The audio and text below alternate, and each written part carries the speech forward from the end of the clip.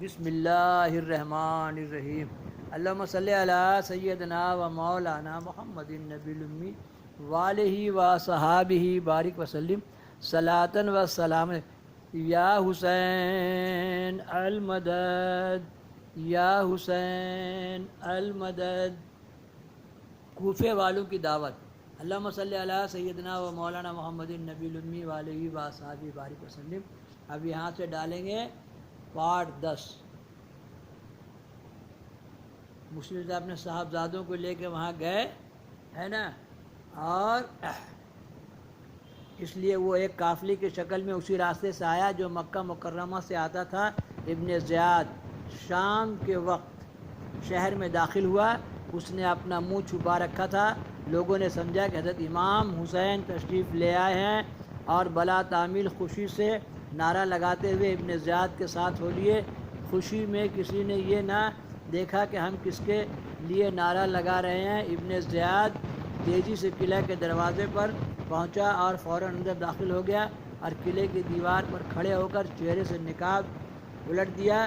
کوفے والوں کو اپنی غلطی کا احساس ہوا۔ ابن زیاد نے فوراً اعلان کیا کہ اے کوفے والوں، تم نے مسلم بن عقیل کی بیعت کر کے ہمارے غضب کو دعوت دی ہے۔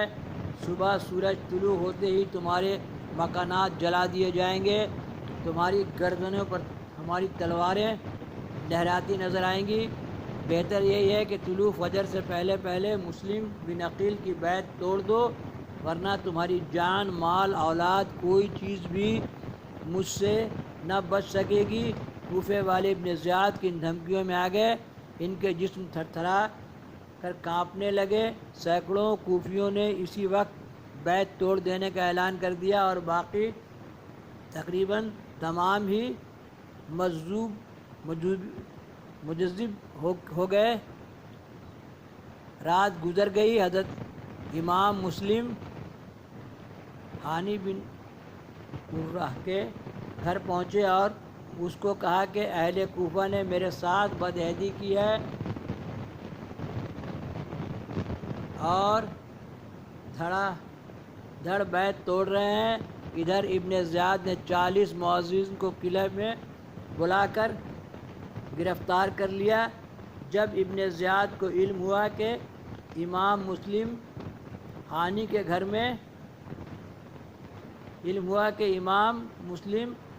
گھر میں موجود ہیں، تو اس نے ہانی کو بلا کر کہا کہ تم نے میرے دشمن کو پناہ دی ہے، اگر مجھے تیری دیرینہ دوستی کا پاس نہ ہوتا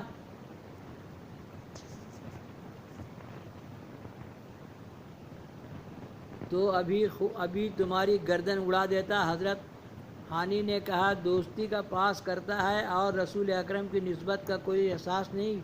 آخر اس ظالم نے ہانی کو شہید کر دیا۔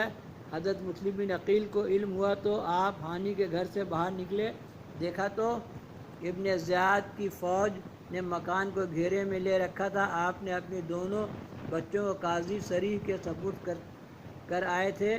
محمدی کچھار کے شیر نے ایک ہی حملے میں تمام فوجیوں کو بھگا دیا۔ ابن زیاد سر پٹک کر رہ گیا۔ فوجیوں کے دستے امام مسلم کو گرفتار نہ کر سکے۔ اس نے فوراً مزید فوج بھیجی، مگر اتنی دیر میں کچھ کوفی بھی حضرت امام مسلم کے ساتھ مل چکے تھے۔ آپ کے جوہر تلوار دیکھ کر کوفی والوں کی دھاڑس بند گئی۔ لوگوں کے ایک بار پھر حضرت مسلم کے ساتھ مل چکے تھے۔ بڑھتے بڑھتے تعداد 50,000 تک پہنچ گئی۔ آپ نے اس لشکر کے ساتھ لے کر قلعہ کا محاصرہ کر لیا۔ ابن زیاد گھبرا گیا۔ اب اس نے یہ چال چلی کہ وہ 40 معززین جن کو اس نے دھوکے سے بلا کر گرفتار کیا ہوا تھا، ان کو کہا کہ تم قلعے کی دیوار پر کھڑے ہو کر اپنے اپنے قبیلے اور رشتہ داروں کو کہو کہ واپس چلے جائیں، ورنہ قلعے پر حملے سے پہلے تمہارے سر جسموں سے الگ کر دیے جائیں گے۔ اس کی یہ تجویز کارگر ثابت ہوئی، اور ان 40 آدمیوں نے قلعے پر چڑھ کر گڑ گڑا کر کے منتیں کی کہ اگر تم واپس نہ گئے تو ہم قتل کر دیے جائیں گے۔ بدعہد کوفیوں نے آپس جانا شروع کر دیا اور مغرب تک ایک آدمی بھی ساتھ نہ تھا۔ امام مسلم نے طوعا نامی عورت کے یہاں پناہ حاصل کی تھی۔ وہ ابن زیاد نے اعلان کیا کہ مسلم کو پناہ دینے والا بھی قتل کر دیا جائے گا۔ کوئی شخص مسلم کو پناہ نہ دے۔ آج ہر کوفی اپنا دروازہ بند کر رہا ہے، کہیں مسلم میرے گھر نہ آ جائیں۔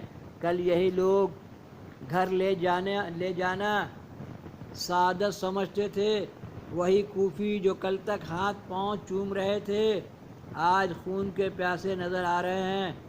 اللہم صلی علی سیدنا و مولانا محمد النبی الامی وآلہ وصحبہ بارک وسلم صلاۃ و یا حسین یا حسین المدد المدد یا حسین یا حسین المدد المدد یا حسین یا یہاں سے ڈالیں گے پارٹ 11